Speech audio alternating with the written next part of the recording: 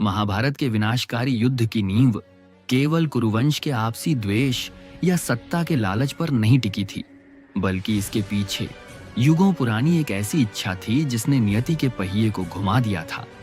यह कथा है द्रौपदी के पूर्व जन्म की, जब वह नलायनी के नाम से जानी जाती थी। नलायनी ऋषि मौद्गल्य की पत्नी थी। वे अत्यंत रूपवती, समर्पित और धर्मनिष्ठ स्त्री थी।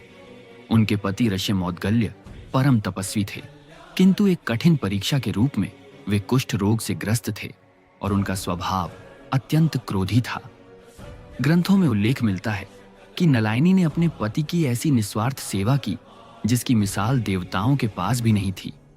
एक बार जब आर्षि भोजन कर रहे थे तो उनके गलित रोग के कारण उनके शरीर का एक हिस्सा भोजन के पात्र में गिर गया। नलायनी तनिक भी विचलित नहीं हुई और उन्होंने उस भोजन को श्रद्धापूर्वक ग्रहण किया। उनकी इस अपार धैर्य और सेवा से प्रसन्न होकर आर्षि मौद्गल्य ने अपना दिव्य रूप प्रकट किया। उन्होंने नलायनी से वरदान मांगने को कहा। नलायनी ने दांपत्य सुख और प्रेम की कामना की। आर्षि ने अपनी तपस्या के बल पर स्वयं को 5 रूपों में विभाजित किया और नलायनी की समस्त सांसारिक इच्छाओं को पूर्ण किया। किंतु मानवीय मन की तृष्णा अनंत है। जब वर्षों बाद ऋषि ने संन्यास लेने और मोक्ष के मार्ग पर जाने का निर्णय लिया, तब भी नलायनी का मन अतृप्त था। वे और अधिक सुख और साथ चाहती थी। आर्षि मौद्गल्य ने उन्हें समझाया कि कामनाओं का अंत केवल वैराग्य से संभव है, भोग से नहीं। किंतु नलायनी की प्यास शांत नहीं हुई। उन्होंने भगवान शिव की घोर तपस्या शुरू की। कठिन तप से प्रसन्न होकर जब महादेव प्रकट हुए तो नलायनी अपनी भावनाओं पर नियंत्रण न रख सकी और व्याकुलता में उन्होंने एक ही प्रार्थना 5 बार दोहरा दी। पति देहि, मुझे पति प्रदान करे। महादेव ने मंद मुस्कान के साथ कहा, पुत्री, तुमने 5 बार पति की याचना की है, अतः अगले जन्म में तुम्हें 5 पति प्राप्त होंगे। नलायनी ये सुनकर स्तब्ध रह गईं। उन्होंने मर्यादा की दुहाई दी कि एक स्त्री के 5 पति होना समाज में स्वीकार्य नहीं होगा। तब शिव ने रहस्योद्घाटन किया कि यह नियति का विधान है। वे 5 पति इंद्र के अंश होंगे और तुम स्वयं महालक्ष्मी का स्वरूप होंगी। यह मिलन केवल सुख के लिए नहीं, बल्कि पृथ्वी पर अधर्म के विनाश और धर्म की स्थापना के लिए होगा।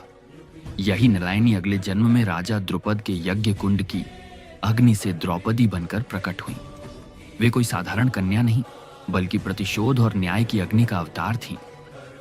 नियति ने ऐसा चक्र रचा कि माता कुंती के एक अनजाने आदेश ने शिव के उस पुराने वरदान को वास्तविकता में बदल दिया। द्रौपदी को 5 पति मिले, जिनमें वे 5 गुण समाहित थे जो एक स्त्री किसी भी पुरुष में खोजती है। युधिष्ठिर का धर्म, भीम का बल, अर्जुन की वीरता, नकुल का रूप और सहदेव का ज्ञान। किंतु नियति का न्याय बद्धा कठोर होता है। जिस नलायनी ने पूर्व जन्म में 5 गुणों वाले पति की इच्छा की थी, उसी द्रौपदी को भरी सभा में जब अपमानित किया गया, तब वही 5 पति मर्यादाओं के कारण मौन रह गए। वह अपमान ही कुरुक्षेत्र के महायुद्ध का कारण बना। द्रौपदी ने अपने खुले केशों से यह सिद्ध कर दिया कि जब एक स्त्री का आत्मसम्मान दांव पर लगता है तो प्रकृति और नियति मिलकर विनाश का सृजन करती हैं। ये कहानी हमें सिखाती है कि हमारी हर इच्छा, चाहे वह कितनी ही पवित्र क्यों न हो, अपना एक परिणाम लेकर आती है। द्रौपदी कोई पीड़ित स्त्री नहीं थी, बल्कि वह एक दिव्य संकल्प थी जिसने अपनी अधूरी इच्छा और महादेव के वरदान के माध्यम से युग परिवर्तन का मार्ग प्रशस्त किया।